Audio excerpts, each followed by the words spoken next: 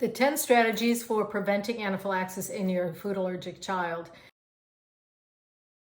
This is a 10th strategy, and it has everything to do with you being up to date. It is helpful because you may be able to bring something into the allergist office that the allergist may not be aware of. I mean, that has happened to me over the years. But be that as it may, one of the studies that I want to talk to you about is the LEAP study, which actually has completely changed the recommendations that we make in parents of before they even have children or shortly after they have children. So the LEAP study was published in 2015. So we are now 9 years past that mark.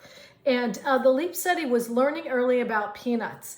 And what was discovered is, truthfully, it was inspired by an observation that was made among Jewish heritage children living in Israel. And what they found is that peanut allergy was 10 times more common in the United Kingdom, where a peanut introduction was delayed. And that was exactly what we had recommended in the US. We delayed the introduction of peanuts into a child's diet until they were 3 years old, in some cases even longer than that.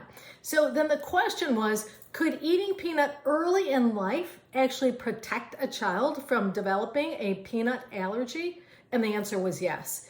And so what happened, again, you may have heard me talk about FAIR, which is a food allergy research and education agency or organization. And so they in part funded this particular study in the United States. And they took about 600 kids and they followed them for more than 4 years, which is a good period of time. And they took the children that were at high risk for developing peanut allergy. And those were children who had moderate to severe eczema, as well as some of those had egg allergy, or they had both. They had eczema and egg allergy. And they took those children and they followed them for, like I said, 4 years. And then after that, and they divided them into a couple of groups. And I should mention that these children were 4 to 10 months of age. And they put them in 2 groups. One group strictly avoided peanuts, while the other group was given age-appropriate peanut food several times a week. And what happened is by the age of 5, the children who had started eating peanuts in infants were less likely to be allergic to peanut. For those children that were at high risk for peanut allergy, early introduction found that there was a decrease in the risk of peanut allergy by more than 80% compared to peanut avoidance. That, people, was huge, which is why there has been a huge paradigm shift. And now we recommend, if children are at high risk, if they have moderate to severe eczema or they have egg allergy or both, then the recommendation is that we start them with peanut protein at age 4 months.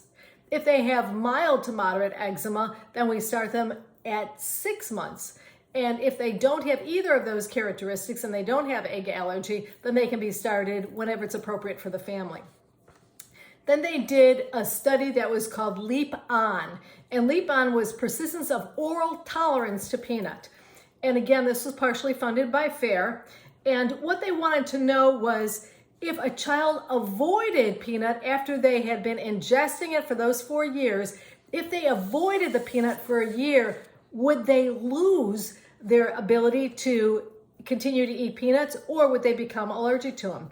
So did it increase, avoiding it for a year, did it increase their risk of developing a peanut allergy? And the answer was no.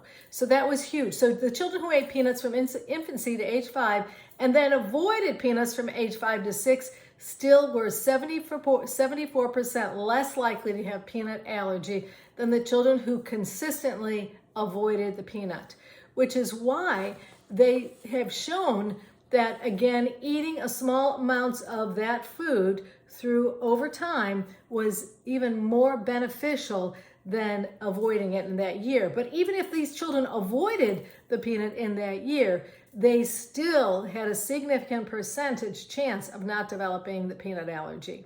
Again, huge. Now, the other thing that I want to mention is that there have been 2 products that have been made available and approved by the FDA. One is Palforzia, and Palforzia is a peanut protein that a child, 4 to 17-year-olds, can ingest every day after they are evaluated in the office and they are given the amounts of peanut protein over a period of time, and then they must ingest that peanut protein every day. And that the medicine is called Palforzia, And Palforzia has been shown to increase that threshold. So these children are, again, less likely to develop an anaphylactic reaction. So that was, that medicine became available in 2020, but it is not well used. It's not widely used. And I think part of the reason for that is because getting them to the dose that they need to be on every day takes time and a commitment, and it's hard to make that type of commitment. And the other thing about it is that they're ingesting something every day.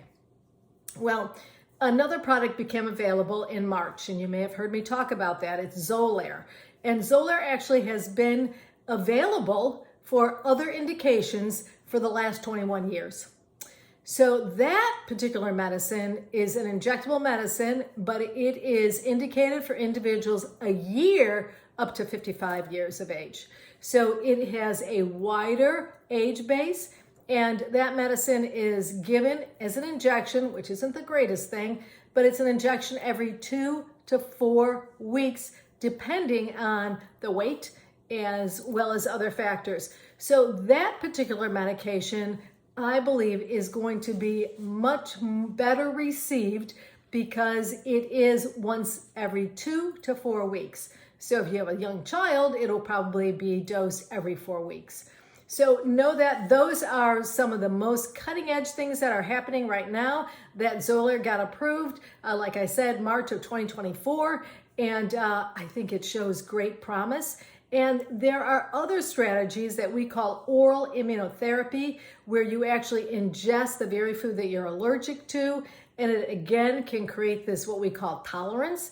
And there's also a couple of other things. There is a patch that actually releases small amounts of that food. That's also in studies being evaluated. So stay tuned, stay up to date so that you can provide the very best information to your family before making a decision about what is the best way for you to move forward with your food allergic child. Stay tuned. We've got great information for you coming up.